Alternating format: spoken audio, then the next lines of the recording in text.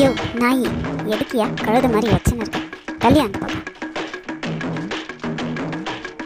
இப்போ என்ன ஆச்சுன்னு இந்த ஆட்டம் ஆடின்னு இருக்க நீ?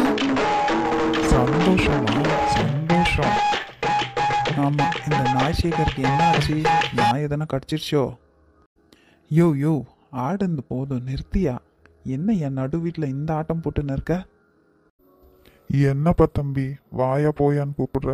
நான் உனக்கு அப்பா தானே. என்னது அப்பாவா? அப்பாவா நடிக்க வந்திருக்கான்னு சொல்லு. சரி, ஏதோ ஒன்று மரியாதை கொடுப்பா கொஞ்சம். அட கடவுளே, மரியாதையை இவ்வளோ மரியாதையாக கேட்டு வாங்குறது நீதான்யா. சரி, இங்கே பாருங்கக்கா, விளையாடுனதெல்லாம் போதும். இன்னைக்கு தெரியும் தானே, நான் கட்டிக்க போகிற பொண்ணோட ஃபேமிலி எல்லாம் வராங்க. அவங்களுக்கு எந்த டவுட்டும் வரக்கூடாதுக்கா. ம், சரி தம்பி, நான் நல்லபடியாக பார்த்து எல்லாத்தையும் முடிச்சு கொடுக்குறேன் உனக்கு. சரிக்கா சரிக்கா. யோ நாயி, வாயா, வந்து வெங்காயத்தை கட் பண்ணி கொடுவா. என்னது வெங்காயமா? எதுக்கு? வெங்காய பஜ்ஜி போடுறதுக்கு தான், வாயா. மச்சான், என்னடா வீடெல்லாம் செட் ஆச்சா? இவ்வளோ பெரிய பங்களா கொடுத்துருக்க, இது போய் செட் ஆகாதடா. சூப்பராக இருக்குடா மச்சான். சரிடா சரிடா, நல்லா என்ஜாய் பண்ணு. அப்புறம் என்ன விஷயம்? இன்னைக்கு தான் மச்சான், நான் லவ் பண்ணுற பொண்ணு அவங்க ஃபேமிலியும் இங்கே வரப்போகிறாங்கோ. ம், சரிடா சரிடா. எல்லாம் ஏற்பாடெல்லாம் பண்ணிட்டியா? ம், பண்ணியிருக்கேன்டா. இந்த வீடு இருக்கிற கண்டிஷனை பார்த்தா இந்த வீட்டிலே கல்யாணத்தை முடிச்சிடலாமான்னு பார்க்குறேன்டா. அவ்வளோ சூப்பராக இருக்கு. ஓ இஷ்டம் மச்சா, உனக்கு அதே விருப்பம்னா நீ அப்படியே பண்ணிக்கோ. டேய், அப்புறமா கல்யாணம் பண்ணுறப்ப சென்டரில் வந்து கல்யாணத்தை நிறுத்திட மாட்டியே? இல்லை மச்சான், இப்போ அதுதான் உன்கிட்ட சொல்ல வந்தேன் நான். ஊருக்கு போயின்னு இருக்கேன்டா. வரத்துக்கு எப்படியும் ஒரு 2 மாதம் ஆகிடும். இந்த வீடை நீயே க்ளீனாக மெயின்டைன் பண்ணிடுறா. ம், சரிடா, அதெல்லாம் நான் பார்த்துக்கிறேன். ஓகேடா மச்சான், நான் வரேன் அப்போ. இருடா, இருந்துட்டு போ கொஞ்ச நேரம். ஏய் இல்லை மச்சான், ஃப்ளைட்டுக்கு டைம் ஆயிடுச்சு, நான் கிளம்புறேன், வரேன். ம், சரிடா. ஹாப்பி, இன்று முதல் ஹாப்பி, ஹாப்பி, இன்று முதல் ஹாப்பி. ஆஹா, என்ன ஒரு ராஜ வாழ்க்கை. வாழ்ந்தா இப்படி வாழணும். ம், சரி சரி, எப்படி இருந்தாலும் கல்யாணம் ஆயிட்டப்புறம் நம்ம மாமியார் வீட்லேயும் நம்மளுக்கு இந்த மாதிரி தானே ராஜ மரியாதை கிடைக்கும். சரி சரி, பார்க்கலாம். யோ நாயி, என்ன வெங்காயத்தை கட் பண்ணியா இல்லையா? இதோப்பா பண்ணினே இருக்கிறேன். ஆதி, சாப்பிட்டியாப்பா? யாரும் என்கிட்ட பேச தேவையில்லை. ஏன்பா, நான் உன்னோட பெஸ்ட் ஃப்ரெண்ட் இல்லை? இல்லை, நான் உன்னோட செல்லக்குட்டி இல்லையா? இல்லவே இல்லை. ப்ளீஸ்ப்பா பேசு. பின்ன அவ்வளோ சமாதானப்படுத்துகிற, நீ சமாதானமே ஆக மாட்டேன்ற. போ, இப்போ மட்டும் வந்து கொஞ்சம் பேசு. சரி சரி, சாரி, நான் சமாதானம் ஆயிட்டேன் பாரு, நார்மலாக இருக்கேன் இப்போ. நிஜமாவா? ஆமாம், நிஜமாக தான், நார்மலாக இருக்கேன். ம், இப்போ தான் நீ என் செல்ல குட்டி ஐஷு. சரி, நீ சாப்பிட்டியா? ம் ஐஷு, அங்கே கிச்சனில் போய் சாப்பிட்டு வந்துட்டேன். அடிப்பாவி, கோவமாக போனியே. நான் என்னவோ நீ கோவமாக போகிறத பார்த்து இன்னைக்கு ஃபுல்லாக சாப்பிடவே மாட்டேன்னு நினச்சேன். ஆ, நான் ஏன் சாப்பிடாம போக போகிறேன்? அப்பா, சாப்பிடலாமல் நம்மளாலாம் இருக்க முடியாதுப்பா. சரிதான், சரி, அது இருக்கட்டும். ஐஷோ, நான் ஒரு விஷயம் சொல்லுவேன், திருப்பியும் நீ சோகத்துக்கு போயிடக்கூடாது. அதெல்லாம் இல்லை, சொல்லு, என்ன விஷயம் சொல்லு. அது ஒன்றும் இல்லை, இந்த கல்யாண ஷாப்பிங் இருக்குது, நீயும் வரியா போகலாமா? ஐயோ, நான் எதுக்கு ஆதி, நான் வீட்டுக்கு போகிறேன், நீங்களாம் போயிட்டு வாங்க. ப்ளீஸ் வாப்பா, வீட்டுக்கு போய் என்ன பண்ண போகிற? எப்படி இருந்தாலும் அங்கே போர் அடிச்சுன்னு தனியாக உட்கார போகிறேன். அதுக்கு எங்கள் கூட ஆயிரேன், உனக்கு ரிலாக்ஸிங்காக இருக்குமே. அது இல்லை, வேண்டாம் ஆதி, நீ சும்மா இரு. எப்போ பாரு இப்படி தான், நான் அங்கிள் கிட்ட ஃபோன் பண்ணி பேசுகிறேன். இன்னும் ஒரு 2-3 டேஸ் நீ இங்கே இரு. 2-3 டேஸா? வேண்டாப்பா, நான் சொன்னது தான். அங்கிள் கிட்ட பேசிட்டு வரேன், சரியா? ஏய் ஆதி, அப்படியே உக்காந்து உன் ஆள் கூட கனவுல டூயட் பாடு, இப்போவே ஓடி வந்துடுறேன். இவ ஒருத்தி, அவனே என்னை பிடிக்காமல் வேற ஒருத்தி கல்யாணம் பண்ண போகிறான். நான் போய் அவன் கூட டூயட் பாடணுமா? என்ன இது, கிச்சனில் எல்லாம் போட்டபடி அப்படியே இருக்குது, எதுவுமே செய்யலை.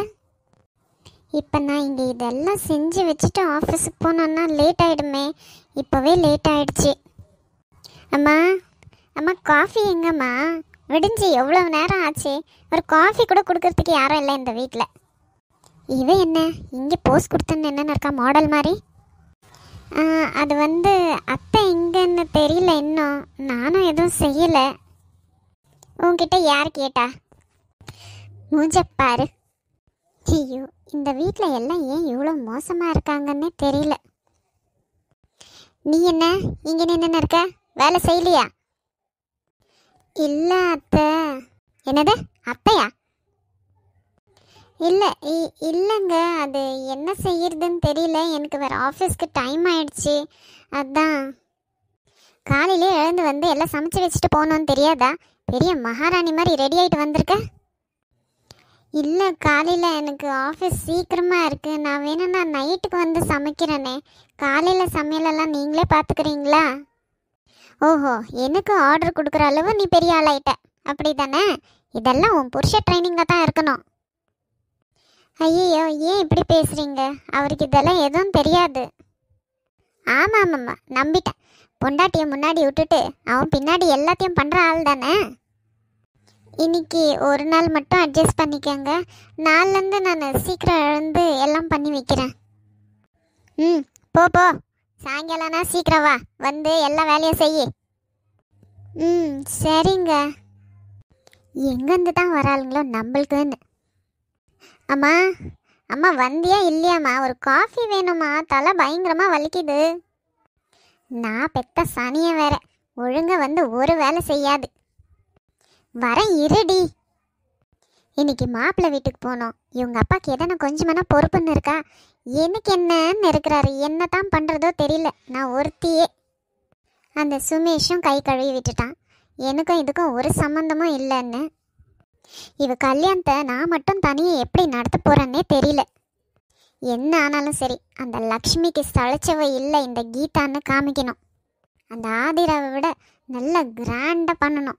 எப்படியும் இந்த பையன் பார்க்குறதுக்கு பெரிய இடம் மாதிரி தான் தெரியுறான். இன்னைக்கு போய் வீடை பார்த்து கன்ஃபார்ம் பண்ணிக்கினேன். அவங்களுக்கு முன்னாடியே இந்த கல்யாணத்தை நடத்திடணும். எப்படியும் அந்த ஆதிராக்கு இன்னும் 1 மாதம் இருக்குன்னு சொல்லியிருக்காங்க கல்யாணத்துக்கு. என் பொண்ணுக்கு அதுக்குள்ளவே நடத்திடணும். இந்த கீதா யாருன்றதை காமிக்கிறேன். லக்ஷ்மி, பணக்கார வீட்டு மாப்பிள்ளை கெடிச்சிட்டான்ற மெதப்பில் இருக்கிறியா? உன் மூஞ்சில கரிய பூசுகிற நாள் கிட்ட வந்துன்னு இருக்கு. அம்மா, அட வர இருடி. ஹலோ அங்கிள், நான் ஐஷோட ஃப்ரெண்டு ஆதி பேசுகிறேன் அங்கிள். சொல்லுடா ஆதி, என்ன பண்ணுறா? எதனா சாப்பிட்டாலா இல்லையா? அங்கிள், சாப்பிட மாட்டேன்னு ரொம்ப அடம் பிடிச்சா. இப்போ தான் அவளை கன்வின்ஸ் பண்ணி கொஞ்சம் சாப்பிட வச்சுருக்கேன். எப்படிமா இருக்கிறா? நார்மலாக இருக்கிறான்னு சொல்லி அவளையும் ஏமாத்தின்னு இருக்கிறா, நம்மளையும் ஏமாத்துறா. என்ன பண்ணுறதுன்னே தெரியலம்மா. அங்கிள், அவளை ஒரு 2-3 டேஸ் இங்கே விடுங்களேன்.